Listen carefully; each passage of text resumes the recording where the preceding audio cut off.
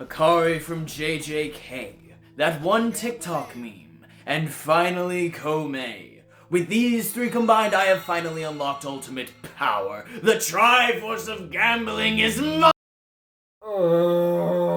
Okay, Lorelings, bad news. I might have gambled the library away. This video needs to do really well so I can buy it back with the ad revenue. That's the incentive. Welcome to Lore 101. Today, from the world of Warframe, we're talking about the Dice Maiden herself, Koumei. Koumei was released on October 2nd, Jesus, I'm late, and is the most recent Warframe at the time of recording. While her model is meant to resemble that of a puppet, there's more to her than just some simple strings, as she can weave the very strands of destiny itself. Koumei's abilities combine her puppet-like nature with elements of seeing the future, and of course some good old-fashioned gambling. I'm 007! I can't believe that just worked! While she doesn't have a ton of lore, she has a very memorable vibe, and I've loved getting to use her so far, so without further ado, let's get into the story behind this terrifying addition to Sesame Street. And as always, spoiler, I hardly know her. The defendant is found guilty. I regret nothing! First, to understand Koumei's lore, there's some things you gotta know, and I'm gonna be glossing over a lot of the finer details for the sake of time. 1. In the game, there's this merchant colony on Earth called Cetus. Its native population are called the Ostrons, and they have a lot of spiritualistic tendencies. They build small houses so restless spirits will leave them alone. They leave jugs of water outside that are only for traveling monks, things like that. 2. Cetus is protected by a large living tower called the Unum that can do a ton of stuff, including generate protective barriers, speak telepathically, stop time, and most importantly for our story,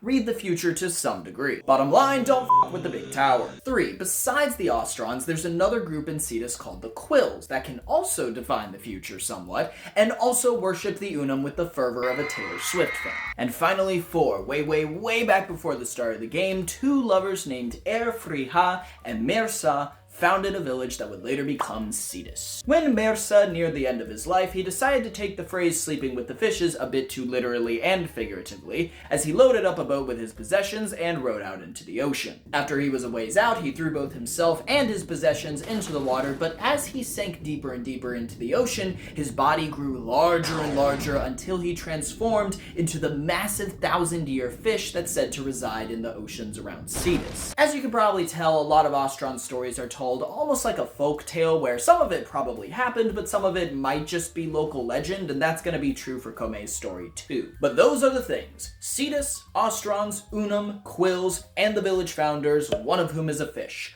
Let's get into Koumei. The earliest mention we have of Koumei's lore is a dialogue line that says, "When Mersa cast himself and his possessions into the deep, all order broke down for a time. Some say Koumei rose then on the foam of the dancing waves." So yes, if we believe this line, Mersa did his D&D wild shape, and then sometime later, Koumei popped out of the ocean. It's unclear if these events are related, like somehow Mersa's transformation summoned Koumei, or maybe Koumei just fell into the ocean from Space Cloverfield style and then washed up near Cetus, but it's also a bit unclear if this is what actually happened at all. Some people say this is how Koumei appeared, implying that there are others that don't, just serving as a reminder that we're kind of in folktale territory, which I'm personally fine with because I love games that can build out some of their lore with myths and legends instead of everything being 100% facts. But regardless, let's say this is true. Koumei came out of the ocean sometime after Mersa disappeared. After this, she stuck around Cetus for a while and became a sort of oracle for its people by rolling her dice, called the 5 Fates, to tell people their fortunes. Similar to tarot readings, the results of these dice rolls would offer kind of vague advice meant to speak to you personally, like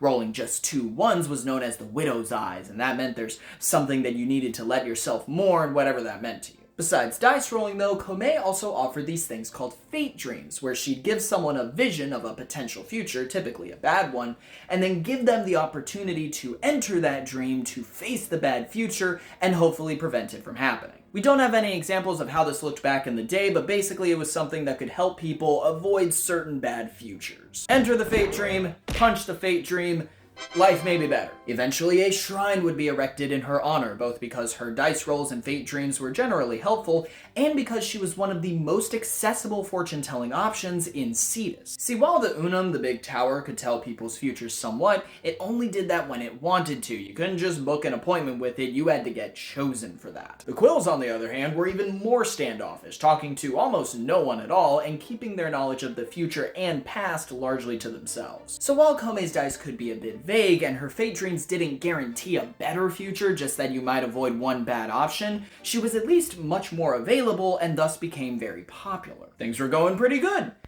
Until Koumei just disappeared one day, apparently. This part is a bit vague, and we only have a couple lines of dialogue to piece it together, but it sounds like one day Koumei just vanished, her shrine was suddenly nowhere to be found, and there doesn't seem to be much of a reason why. I get how the devs had to get rid of her somehow, so there wasn't just a random Warframe walking around Cetus, but I couldn't find much of anything. Hi, Koumei, I see you're having fun in Cetus.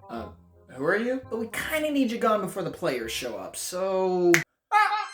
Flash forward probably a couple hundred years, and we get the start of the game where you, the player, start going around doing your thing until you encounter two quests. Those being Saya's Vigil, which introduces Cetus and some of its people to the player, and Once Awake, which adds in this faction called the Infested, who are like sci-fi bio-zombies. Saya's Vigil also introduces this elderly Ostron woman named Saya, who becomes the main focal point of Koumei's lore after the start of the game. Because after you complete those two quests, Saya suddenly starts getting dreams of a huge horde of infested zombies rising from the waters around Cetus to attack it. She reasons that this must be a fate dream being sent by Koumei, which seems to mean she's still alive somewhere and can send these fate dreams from a distance. Hey Koumei, if you can do a long distance fate dream, you think he could have given us a heads up about Ballas and all of his tomfoolery? That would have been appreciated. Either way, around the same time Saya gets these visions, Koumei's shrine also pops back into existence. Similar to its disappearance, its reappearance isn't really given any in-lore reason why it happens. There's theories, but nothing I could find that's concrete. The devs said let there be shrine, and so there was. Regardless, because of all the shenanigans happening, Saya reaches out to the Warframes to enter this fate dream and take on the infested hordes within so that this fate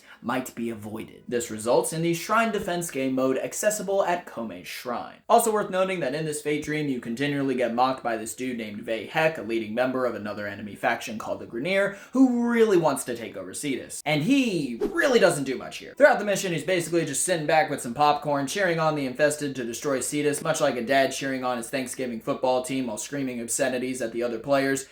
Then again, that's just Vei Heck in a nutshell. Now, was every Cetus villager that got a fate dream back in the day being sent forward in time to fight an entire army of infested? Probably not. Their issues were hopefully more mundane. This is just the only visual example we have of it. Additionally, because Shrine Defense is a replayable mission, it seems like this is just a constant threat that we're going to have to continually take on. There doesn't seem to be an endpoint for it since it's largely just going to be there for new players. But don't forget, it's confirmed that the infested that show up in the fate dream are currently in the oceans around Cetus. They're just either dormant or waiting, which is a bit terrifying. Saya has a line related to this that reads, "When Hylook and I were young, she told me tales of fishing alone after dark, how she would hear strange knockings on the underside of her boat." Imagine going out fishing, hearing something knocking on the underside of your boat, and thinking, oh, it's probably just a fish, when in reality it's a horde of ocean zombies trying to get you! Thanks for the thalassophobia, DE! And that is basically all the lore we have on Koumei. She popped out of the ocean after Mersa left, got popular dishing out dice rolls and fate dreams, got a shrine, disappeared along with that shrine, then kind of reappeared, gave Saya that fate dream, and now we have Shrine Defense. Oh, and also there's a bug. Not a game one, like a literal insect. There's a line of dialogue at Koumei's shrine that reads, "You know the little bug that skitters over the water's surface, the dancer on the unknown deep? Koumei knows him. He sends us messages from her if we have the cunning to read them." What the hell is even that? I've looked over Cetus and searched through the list of species found around it. I have no idea what this quote is talking about. Is this the bug? The thing you see in the opening cutscene the very first time you enter Cetus? It's on the screen for like 17 seconds. I also found mention of a serum beetle, which apparently feeds off the toxins produced by an ocean fish called a glopid, which I don't think that's the one, but maybe. If someone knows what the dancer on the unknown deep is, please put it in the comments, because that bug might be the only chance we have at finding Koumei, meaning we need to kidnap it, interrogate it for anything it knows, and then... Anyways, that's all the lore I've got, and I honestly wish there was a bit more. Like, of course I'm always going to want more lore, but specifically I wish we had a bit more detail on the things she did in Cetus, because that kind of gets glossed over. Like, imagine if you could go up to Koumei's shrine and read notes left by people that she helped way back when, each giving little stories of some of the things she did in Cetus. I think that could be very cool. We could hear about how maybe there were tensions with the Quills, because their entire thing was keeping knowledge of the future secret, so someone suddenly showing up and distributing that info info almost freely to the public would probably ruffle some feathers. Hell, maybe even Koumei didn't even have her prophetic abilities when she first reached Cetus. Her story just says that she popped out of the ocean, not what her abilities were when that happened. What if she was originally a normal Warframe with puppet-like abilities, crashed on Earth, washed up on Cetus, and then was taught how to divine the future by the Unum, much like how the Quills were? Because the ability to change fate is a crazy strong thing, especially when some other Warframes are just ninja, sand, sword, depression. I wouldn't be surprised if there was some outside influence here. It also wouldn't be the first time a Warframe went to Cetus and got new-ish powers. Maybe we'll get something in the future. I hope so, because I think she's interesting, but one can only hope. Either way, that's the vid. Hope you enjoyed, and Koumei, if you're watching, you think we could get a fate dream about the man in the wall? Because there are some concerns right now. I get you want to protect Cetus, and you can keep doing that, but if the entire galaxy falls to Wally, there might not be a Cetus to protect anymore, so I think our interests align. Please stop ignoring my call.